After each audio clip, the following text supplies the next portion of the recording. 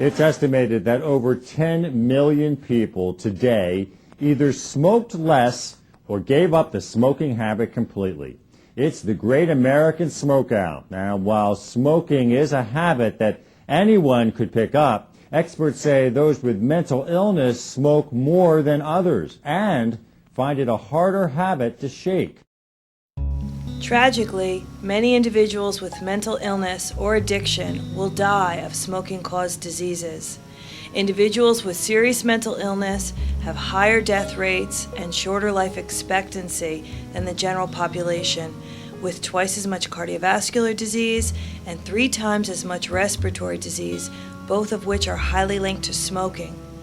As tobacco use declines in the general population, there's concern that smoking is becoming more heavily concentrated among groups like the mentally ill.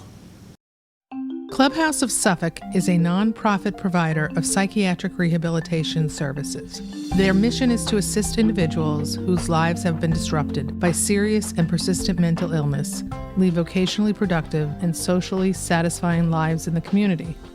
In October 2003, Clubhouse received a grant from the Department of Health Tobacco Control Program. The purpose of the grant was to design and implement a program to help individuals with serious mental illness stop smoking. As a profession, we have focused so much on the mental health issues that we have overlooked the importance of physical health in an individual's recovery. It is imperative that we see tobacco dependence treatment as a vital part of their ongoing recovery process. Stigma is helping to maintain the status quo of this silent epidemic. Clinicians, family members, and consumers who so desperately fight stigma on most fronts have not been advocating for increased access to tobacco treatment.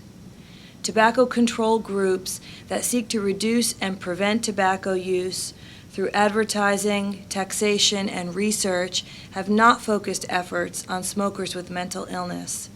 Tobacco use is a major public health issue for the general population. The same standards should apply for individuals with mental illness.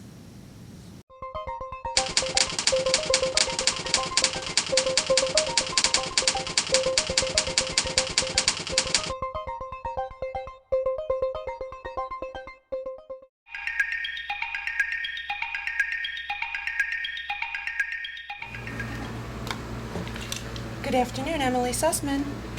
Hi, my name is Emily.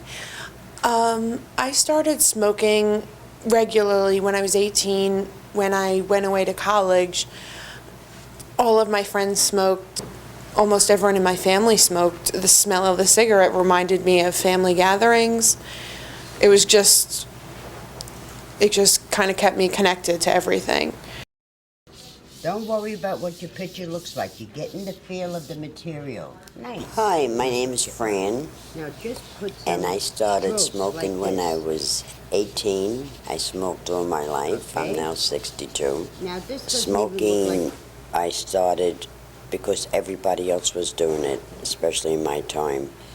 It wasn't frowned upon. There was no information out there how bad it was. My name is Harold, and I was about 15 or 16 when I started smoking, and there's a lot of reasons why I started smoking. I just didn't have one reason for smoking. I had a lot of reasons. My name is Tom. I started smoking when I was 24 years old. I was in my second hospitalization in a state psychiatric center. All my peers were smoking. Everybody was about my age. And I wanted to fit in, so I started smoking. And within a few months, I got hooked. And I've been smoking. I smoked for 24 years. Hello, I'm Derek.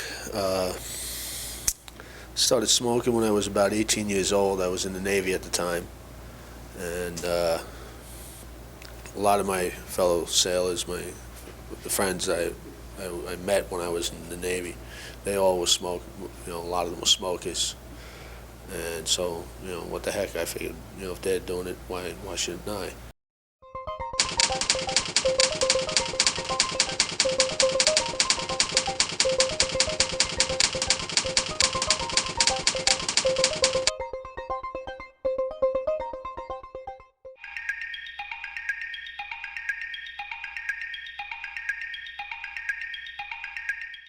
In addition to biological factors, social and psychological factors are also important in understanding tobacco dependence in this population. Smoking has become an accepted part of the culture in most mental health and substance abuse treatment centers and also in residential facilities. Historically, smoking has been used as a reward system for positive behavior in psychiatric inpatient units and continues to serve as a shared social activity for many consumers with mental illness. Consumers coping with persistent symptoms and reduced occupational functioning often resort to smoking to fill voids of boredom and loneliness. For many, many years, I thought it was one of the reasons that kept me feeling better. When I was anxious, I would smoke. When I felt good, I would smoke as a reward. Especially in my time, it wasn't frowned upon. There wasn't too much information on how bad it was for your health. Everybody and their grandmother was doing it. And when it came to mental health, there was not too much of a attitude to take it away from us, to help us stop smoking. I think it's a psychological thing as well as a physical thing that, I smoke, because sometimes I get the urge or the desire to quit, and it's like my mind plays tricks on me sometimes, Smoking helped alleviate my symptoms. It helped me feel better. It helped me not feel so mentally ill.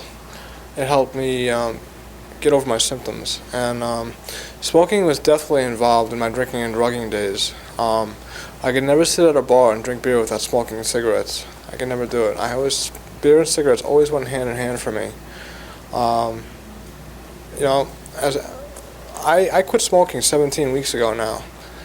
And in those 17 weeks, my mental illness has made a recurrence. I've gone through panic attacks, I've gone through anxiety attacks, but I refuse to go back to smoking at this point. So, because I realize what a gift I've given myself as far as getting off the cigarettes.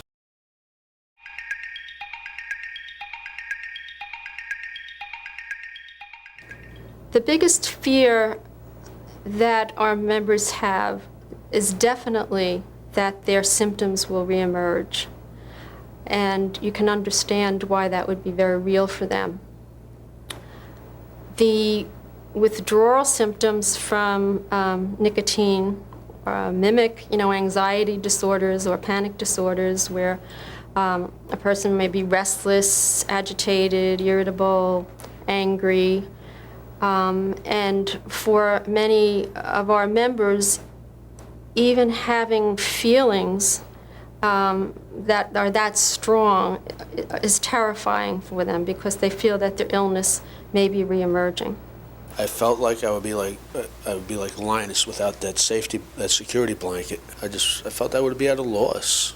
Where's my companion? What am I going to do now? How am I going to enjoy myself? And how, what would I do? Because that was I was one of my best friends for about a good 17, 18 years.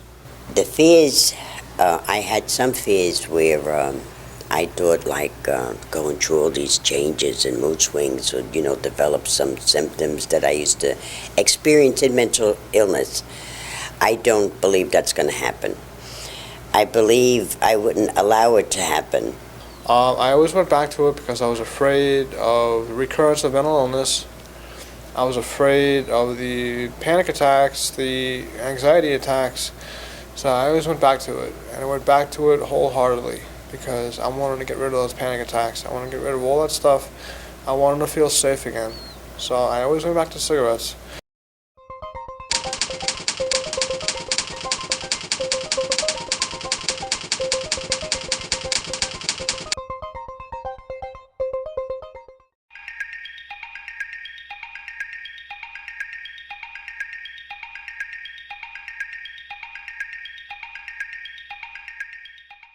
I think that, that I should be entitled to live smoke-free. Everyone in today's world has an incredible amount of stress and a ton of things on their plate. And people with psychiatric disabilities, just like everyone else, need to make healthy choices, need to make informed and educated decisions just like everybody else. You're giving the message that the people are not worth anything, and that they'll never go anywhere. All they have is their cigarettes. Let them spend a day in my skin, okay? Let them spend a moment with me, and then maybe, just maybe, they'll see that how desperate I want to be healthy. You know, let them hear me cough as if my lungs were ready to explode out of my chest. Let them see that. Let them understand that. Then I like to hear what they got to say.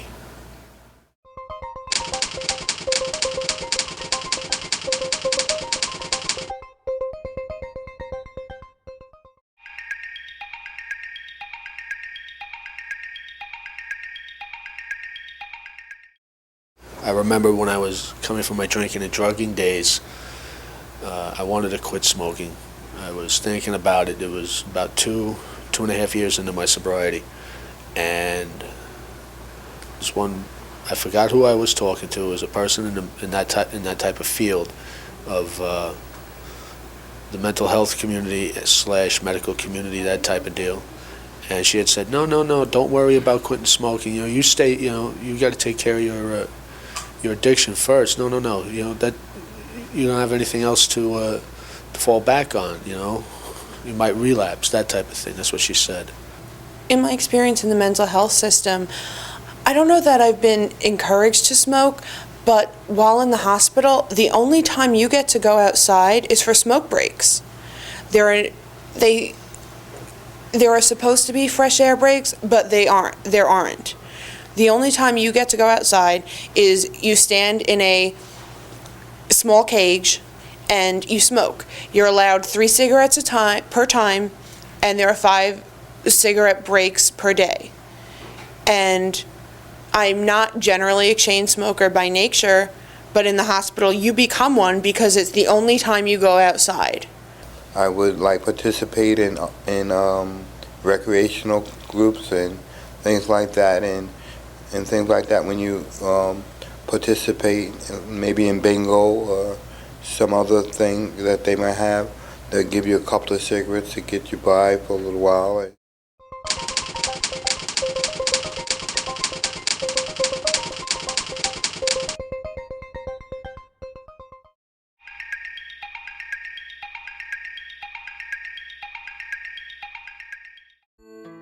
Our program consists of an 8-week psychoeducational curriculum. We've extended the classes from the traditional 6 weeks to an 8-week program and made it a group process rather than a self-help or lecture in order to accommodate the unique learning styles of our population. It was also an open and continuous group where we allowed members to take small steps towards abstinence, a philosophy which we call healthy steps. While abstinence is clearly our goal for our members, our healthy steps allowed us to engage more members in treatment and work towards building their self-confidence towards quitting. We also added peer support groups 3 times a week to give our members the extra support they needed. Individual treatment was provided through our tobacco treatment educators. We promoted the use of tobacco treatment medications, and we helped members access their tobacco treatment medications through their psychiatrists or primary care providers. We have an incredible support system here. Even people here who still smoke ask, how are we doing? How's it going? We have so much support from staff, from the members, from those of us who are doing it together. It's just incredible. I've never had so much support. Also from my family who's dying for me to quit. So this time I want it more than I ever have, and I think I can do it. The biggest thing for me is I honestly thought that I wouldn't be able to maintain my stop time. I could stop, anybody could stop, but to stay stopped, I didn't think I can do that. And then when I found out that we got this smoking cessation, this wellness program here at the clubhouse, I thought to myself, what the heck? What do I have to lose? I got nothing to lose and everything to gain. And with this little plastic doohickey right here has been my lifesaver. Because there have been some very strong, powerful urges, especially where I live. I'm the only one in my house that I live in that has stopped smoking. It is imperative that we give consumers with mental illness access to information and treatment that other groups have received. We cannot selectively treat mental health needs while ignoring the health risk of continued tobacco use. We hope that through this we can empower them to continue to cope with their illness in more positive ways, or to cope with everyday stressors in more healthy ways than by smoking. And that takes a lot of support and a lot of teaching and a lot of change. I've been smoke-free now since the end of May. It's a little over 2.5 months. And it's the best 2.5 months of my life, but it's also been the hardest.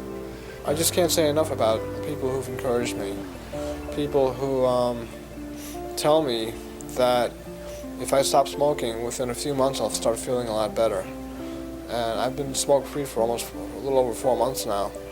And I like to think that I can be an inspiration to other people who are trying to stop smoking. As a matter of fact, people come up to me who are still smoking and say, "You are an inspiration to me." And that for me is reason enough to stay stopped, because that means more to me than all the money in the world. I'm looking forward because it'll be a nice accomplishment in my life. A very nice accomplishment, and it gives a nice message out there that, I may have mental illness, but I deserve to have good things happen to me too.